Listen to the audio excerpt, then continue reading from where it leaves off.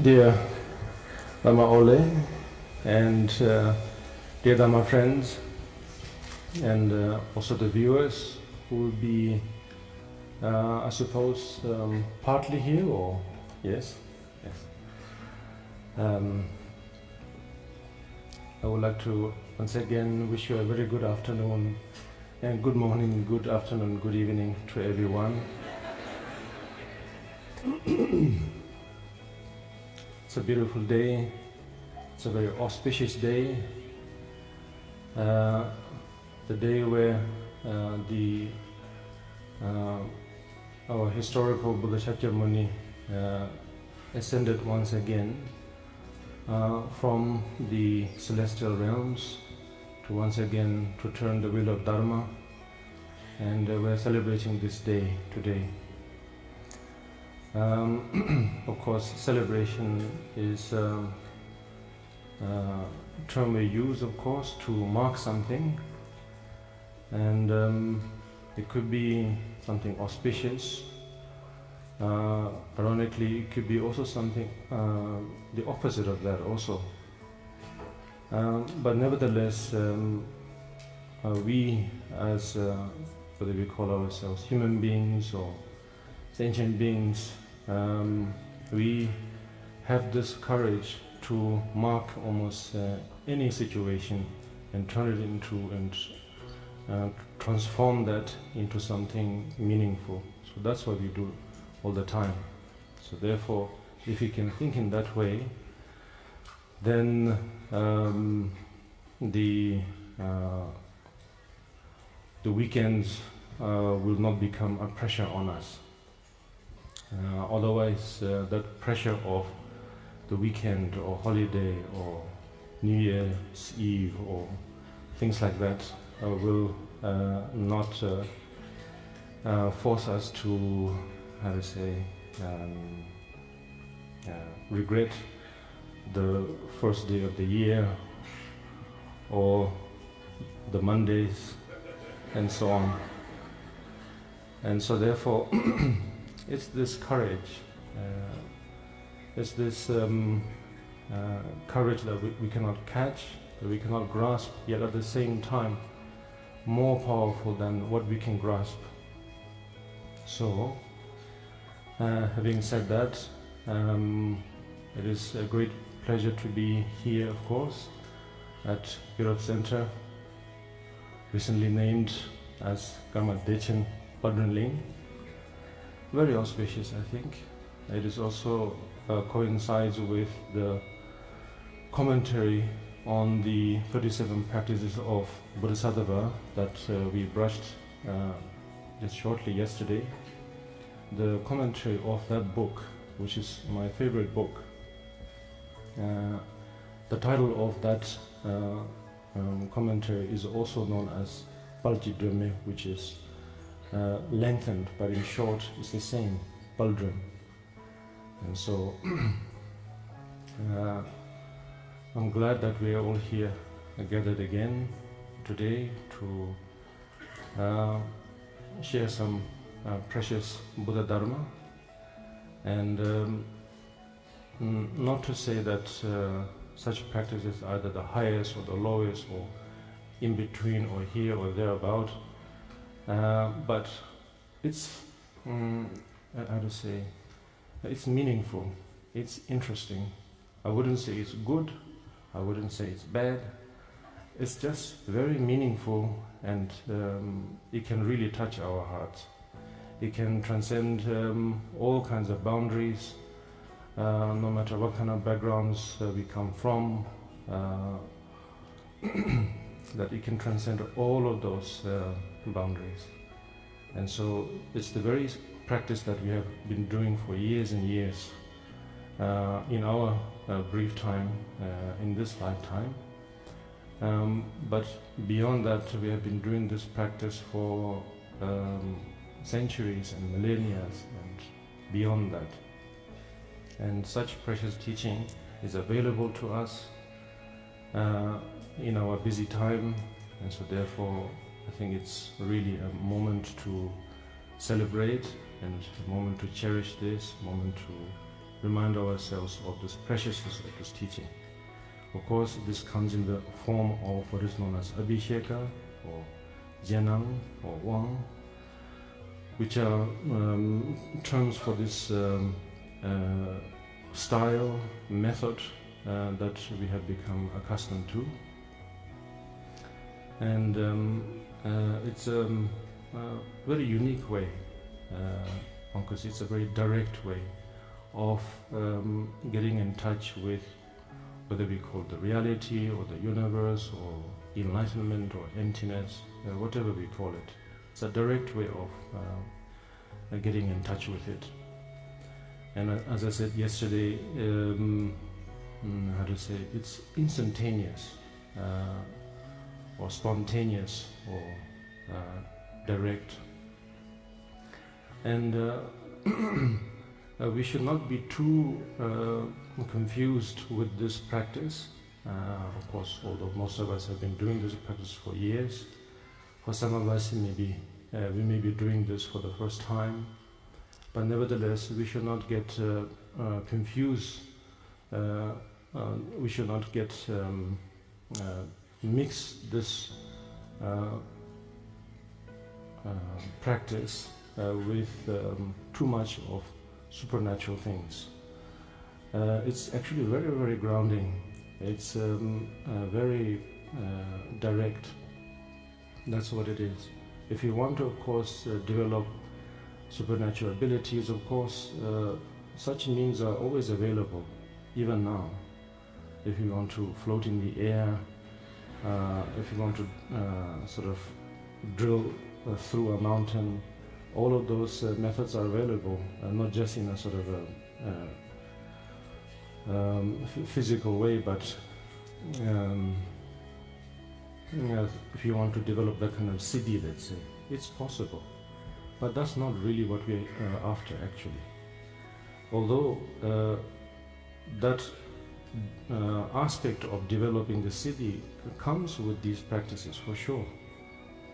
And there are, as I said yesterday, for us to sometimes, if we are too distracted, if we are too confused, then there are these aspects of the siddhi where it can help us sort of dispel that charm, let's say.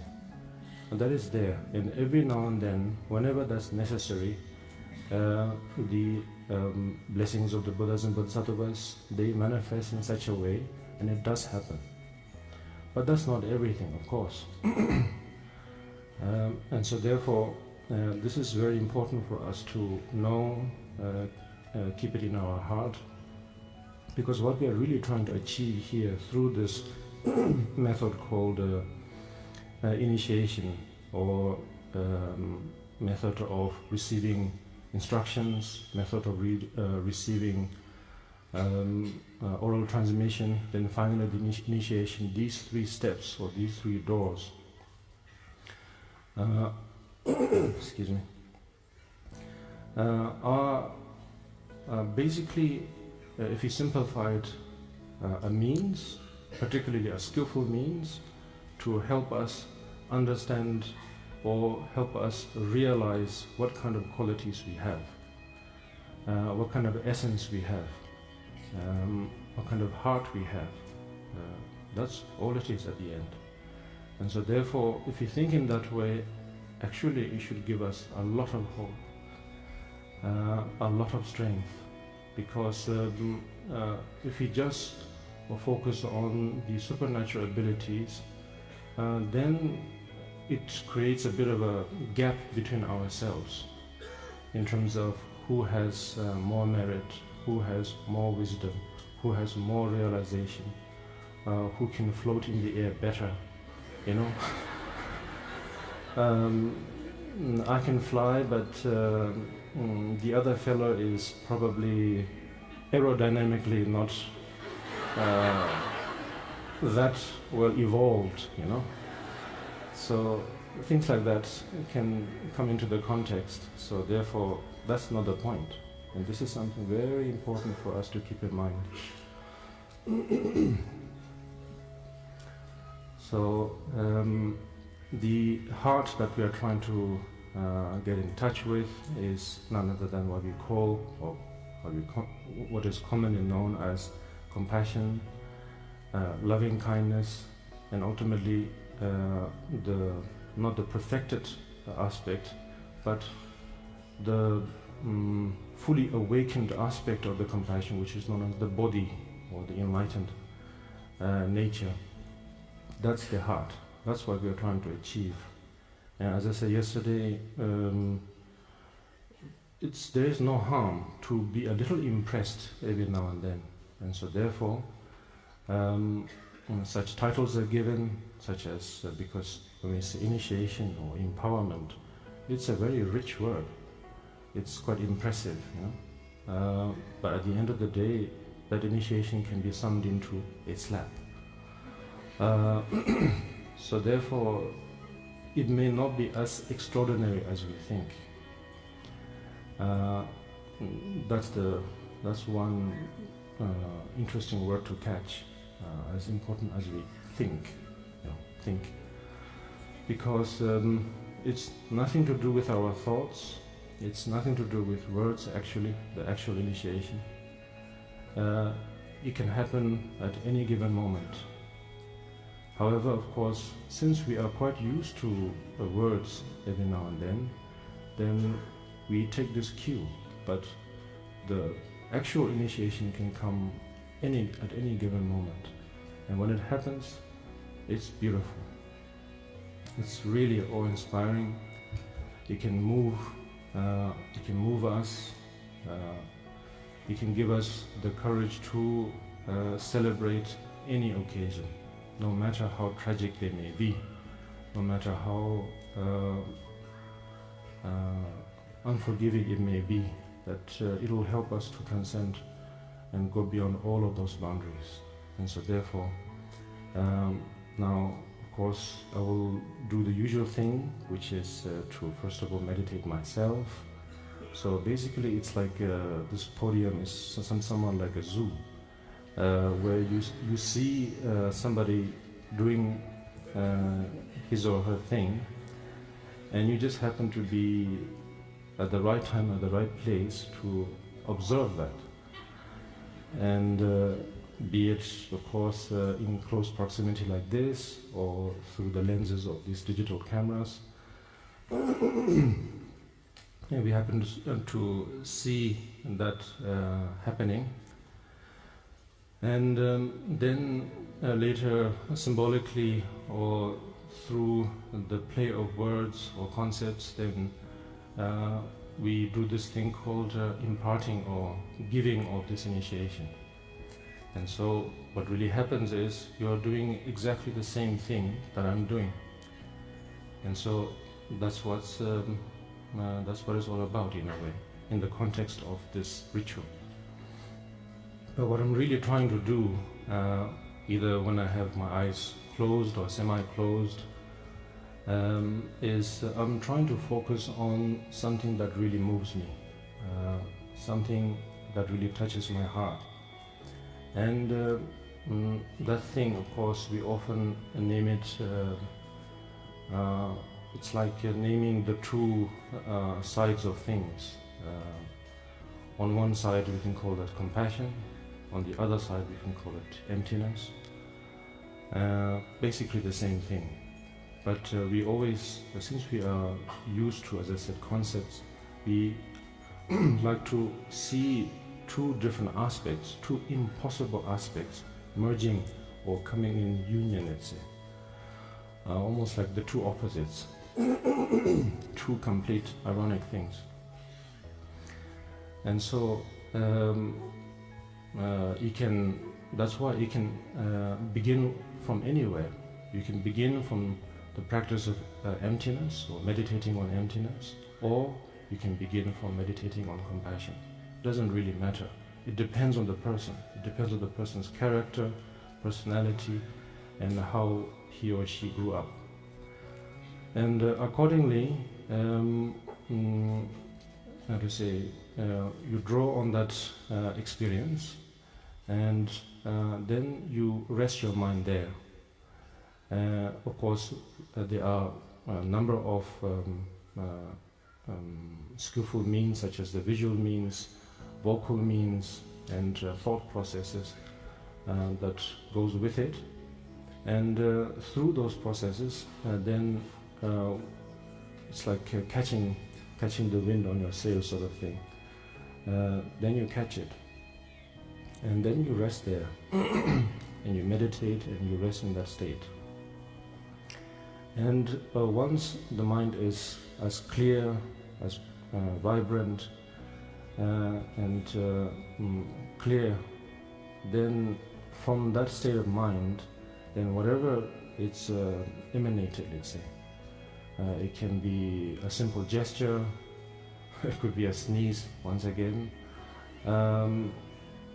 it becomes a cause to sort of spark, or as I said yesterday, to melt, how to say, the bodhicitta, and then become awakened. And so therefore, all we need to do really here, during this day, for example, is just relax. We don't need to do anything particularly active. Doesn't require us to focus with frowned eyes, or how to say, put a lot of muscle strain on our body, or to think of something, think of some nonsense or anything like that. All it requires from us is just to be ourselves, relax, and sort of let yourself absorb this blessing. Because there is, well, speaking of blessing, of course, there is nothing physical or non-physical about it, actually. All it is that state of clarity, whether we call it the clarity of the consciousness, or whatever we call it, of the mind, it doesn't matter. It's that state of that clarity that opens our heart, and that is blessing.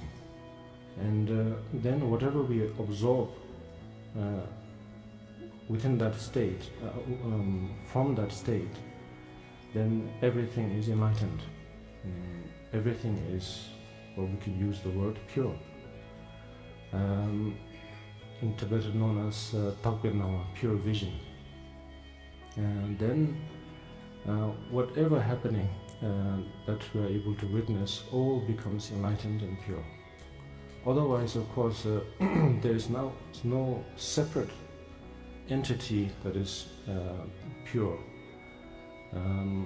All there is for us to open our hearts, and often the trick that works is to, as I said, to focus on something that really catches our attention. So it could be sometimes this strange means called the teacher. Sometimes it could be a friend. Sometimes it could be a particular member of one society. Sometimes it could be a stranger. Sometimes not necessarily a person, but a situation. We all have something that really, evokes our attention, where we feel that I want to do something more than what I normally do for myself. There is something there. So that's why I often say, think of the parents, parents, or biological parents or non-biological parents, draw on their kindness, and that's the sort of the most logical place to start.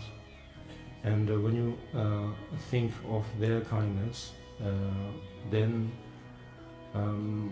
it sort of releases all of the burden that we feel that I have more challenges, or I have more numbers of responsibilities, all of those burdens gets released, and then we are moved by it.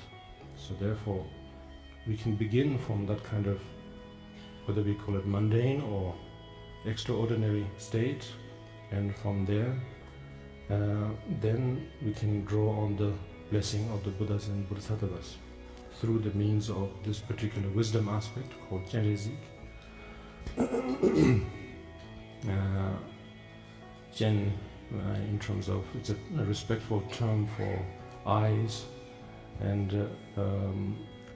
Re as in sort of the globule sort of aspect, or the two pairs, and the Zik as in watch or look or see. So when somebody is awake, then when they open their eyes, when they look at something or someone, it's seen with compassion. It's seen, or it's looked at with kindness.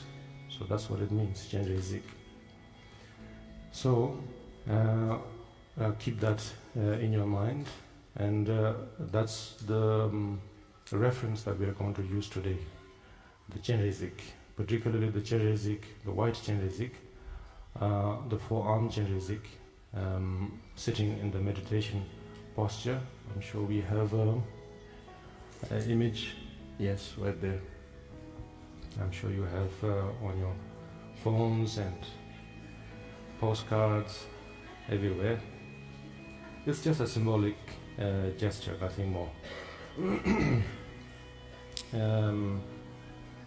It's similar to a Chinese character, let's say. It's not really the artistic aspect of the imagery.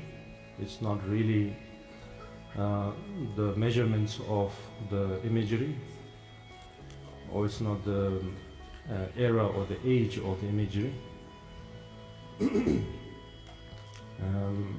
Instead, it symbolizes something.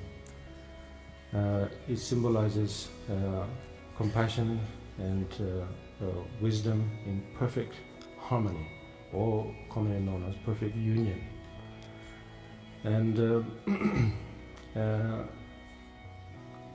then that state of perfect harmony helps us to make sense of pretty much, not pretty much, actually it helps us to make sense of everything. From the moment of birth to the moment of death, and if there is a cause for rebirth, just that. If there isn't, so be it. Doesn't matter. All it's representing is that state of perfect harmony between emptiness and compassion. And they, although they may look like opposites, but nevertheless they are two great opposites can actually sort of work in perfect harmony. It can manifest in perfect union. For example, if you focus on the practice of Mahakala, it's known as in Tibetan Tukjichin Bashin, the treva, means that the great compassion in great anger. So of course, normally we cannot really associate anger with emptiness, right? It somehow doesn't seem, it seems sort of out of place. But it can, obviously it can.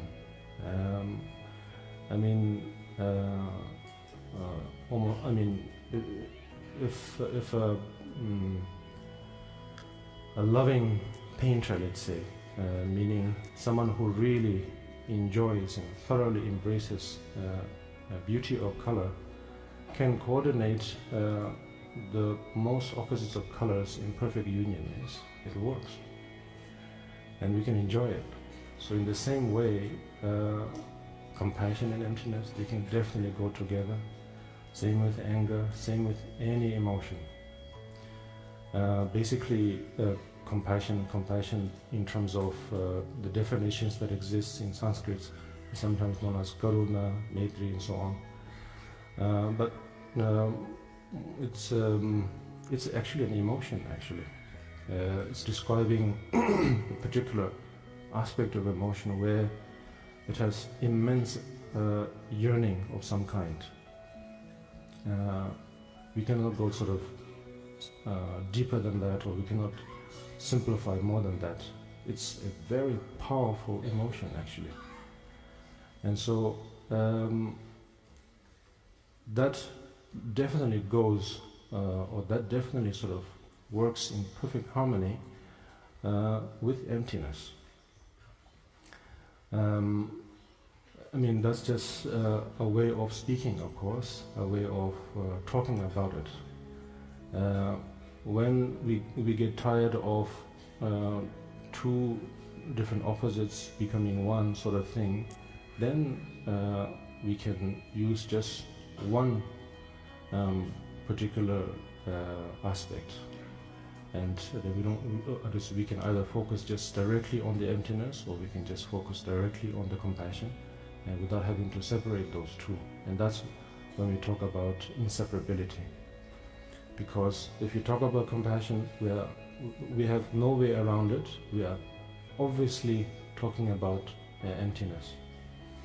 And if you talk about emptiness, vice versa. So therefore, it's completely inseparable.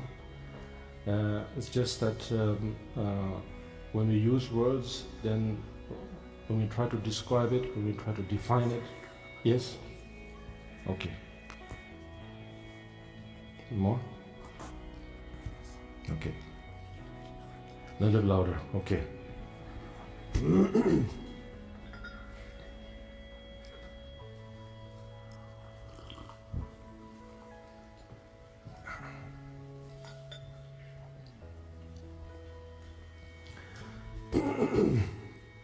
It's that inseparability aspect that we hone on towards the end. And the generating aspect of the meditation, of course, is equally important. Also with the dissolving, or one could say degenerating aspect of the meditation. They just, of course, we like the word probably dissolve better than degenerating, because when we are stuck with words, if you hear degenerate, it doesn't sound so auspicious, yes? But actually there's nothing inauspicious about it. It's just going with the flow of everything. The sun rises, the sun sets, the universe comes into being, again it degenerates, poof. So we are trying to think of the most sort of impressive aspects, and more than seeing maybe a giant star being born and that dissolving, what is most impressive is our ego being born and that ego dying. That's what's most impressive. If there's any sight, if there's any sort of impressive sight that we have to, that we wish to witness, is none other than that. And so that's how this practice is presented, that we develop the most impressive ego, called the compassionate ego. And it's amazing, it's beautiful, it's powerful, it's beneficial, and it can do all the works of Buddhas and Bodhisattvas within a single sitting. We can benefit all sentient beings without having to do anything else. And at the same time, the dissolving aspect or the degenerating aspect we completely let go. No matter how impressive, how mighty that ego may be, or how wonderful it may be, we completely let go and dedicate it. So, in short, that's the meditation of Gyalwa in this case. So, now for this first session, and then I will begin that meditation myself. So far I think I've thought out loud long enough, and now it's time for some real work. And so now I will begin the preparatory phase of the initiation, and then in the second session, then or after that, then we will all meditate together. Last thing is no doubt, no hesitation. That's the only thing we have to ask of ourselves. No doubt, no hesitation, really. If we hesitate for a second, then the moment's gone. So, fortunately, of course, our moment is quite long, for the next, I don't know how many hours, so it's long enough. So, therefore, you have no, I mean, like, if I can assist you, then there is no reason to doubt, actually. We all have come this far. We all have gone through all kinds of puzzles, challenges, adventures, and we have come here. It has led us to this moment, and so therefore, now, if you hesitate, it's completely pointless. So therefore, there is no reason to doubt. Now it's time to enjoy. When we doubt, we don't enjoy. So therefore, it's time to enjoy, it's time to let go of our doubts and hesitations. Then the full blessing will come, the full blessing. Whether we call it the blessing of body, speech and mind, or anything, whatever there is, it will all come. That I can guarantee. Only don't hesitate, once again. Don't hesitate. Will that blessing come in a great white light, or will that come in a multi-dimensional light? Whether it will come in a sense of breeze, will it come in the form of certain miraculous experience? Don't use that kind of hesitation. Don't use that kind of doubt. All you need to do is just relax and enjoy. And there's a melody that is properly invented, of course, to assist us in to assist us in enjoying. That is the 100 syllables of the Dorje Sempa. So we will recite that together, in unison, in harmony, and that will help us sort of let the doubts and let the hesitations wherever it wants to stay, wherever it wants to go, wherever it wishes to come, we just sort of let it be. So, therefore now I'm sure the recitation will begin, and so please follow the melody, and you can simply recite the melody, or a better choice is to use the Dorje Sempa meditation, which you use when you do the Ngondro, and visualize on that aspect of the meditation, and then recite.